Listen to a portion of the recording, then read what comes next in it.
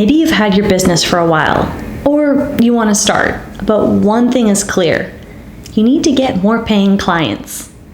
In this video, I'm going to walk you through how to get clients without being good at marketing.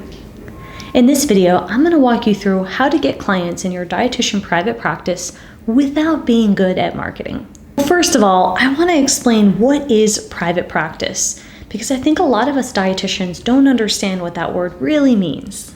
The term private practice is used to explain a business that is not owned by a government entity. So that indicates a private company. And in that private company, you can do anything. You could teach workshops, consulting, you can do one-on-one coaching, work with insurance, work with cash pay, do a combination. You could work with brands. There's a multitude of ways you can run your private practice and earn monies, but anything that's not considered operated or owned and employed by the government or by a government entity would be considered a private practice. So I hope that you can rethink this terminology, because it means so much more than just one-on-one coaching, which is more of a classic traditional private practice model that we're more familiar with. Now, in order to succeed in your private practice long-term, you will need to understand the fundamentals of marketing, in addition to some other business skills such as finance. Now, to define marketing in the most simplest form, marketing indicates the process of creating and delivering and communicating value in the form of the offers that you're creating. And these offers can be for customers, clients, or people at large. So marketing really means what value are you creating and how are you showcasing that to people, a large amount of people, right? And that's the one-to-many model. So learning the skills that you need to master to be good at marketing, it's a process. And so I want to walk you through it so that it feels less intimidating. You might be wondering, well, how do you even know if you're good at marketing? You maybe haven't thought of it in this context before. And I want to remind you and validate that registered dietitians are typically required to embody a certain set of skills. And that would be analytical, creative, empathetic, curious, having plans for everything, and adaptable. Now, even if you only identify with a few of those characteristics, those are characteristics of a general dietitian. And so I think a lot of us dietitians don't realize that we naturally can be marketers. We just have to learn a few new skills. A lot of us get intimidated with the word marketing because we think it means something bad or negative, and we think marketing is unethical. And that's just not true. There's a lot of ways where marketing can be ethical. And what's important to remember is that when you learn the skill of marketing, you have the ability to impact more people and also really showcase how dietitians are the expert in food and nutrition. And after all, that is what we as dietitians want to do, and that's what the Academy of Nutrition and Dietetics wants us to do as well as a profession. And you can start small. So if you're not good at marketing yet, if you don't feel like you understand how to position yourself as valuable for your clients or customers at large, you can start by reflecting on your viewpoint of marketing, thinking if you identify with any of the characteristics I listed above, and think about how you can focus on building relationships. The answer to most questions is focusing on building relationships.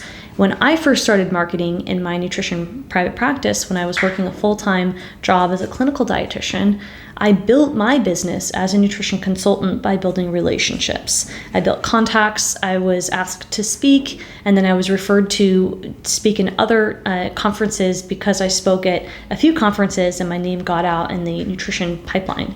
And my ability to build relationships and be curious and really passionate about nutrition in the field of dietetics was what mattered. And so I think as dietitians, as long as we're passionate about what we do and we can practice some basic communication skills, that can go a longer way than we assume. And so what's important to do is make sure that we are building relationships, talking to people, and letting people know that we are interested in other revenue streams or work. And you might not position it that way. You might position it as, hey, I want to spread the word about nutrition, or are there any opportunities for me to add value and teach and speak, or lead workshops, or see clients one-on-one, or any alternative opportunities that you have that might not seem as obvious as, let's say, a 9-to-5 job. And that's how I got started with my journey through marketing in small steps by building relationships.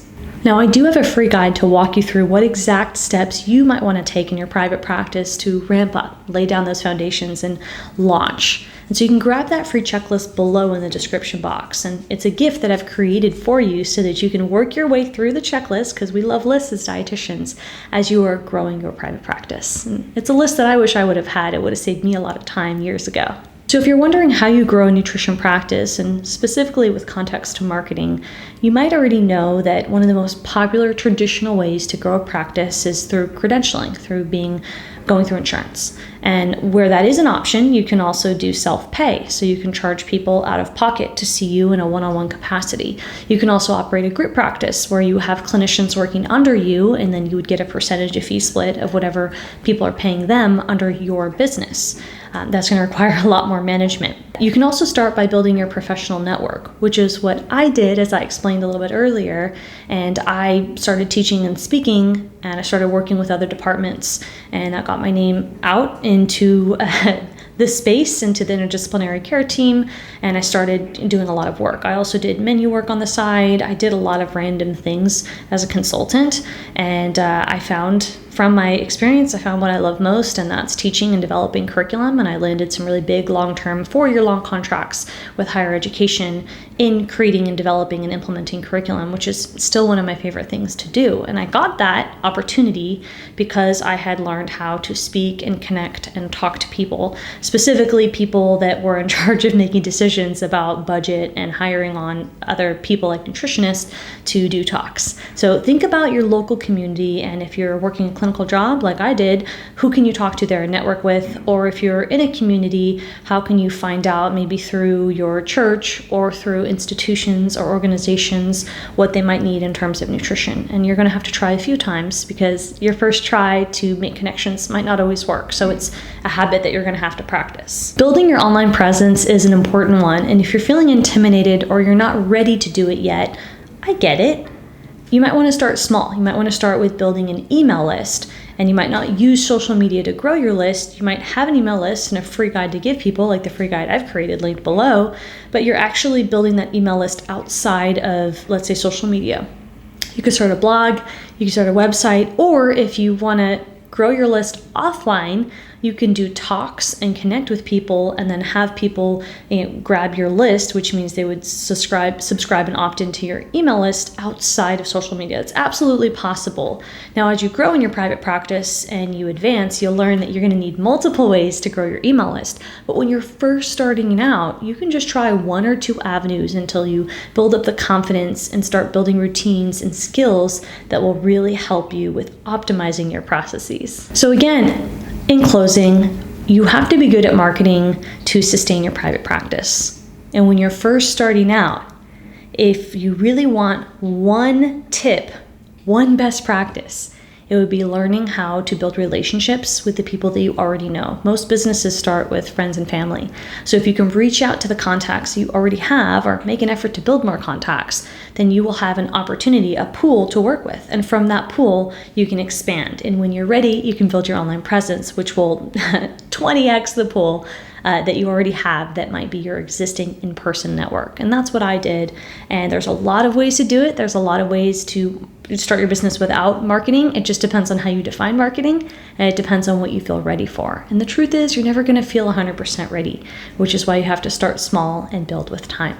If you want my checklist to give you some tips and tactics, I want you to grab my free link below so you can start crossing off the checklist step by step as you're launching your practice. And make sure to click on the next video, 5 tips to get started in your private practice.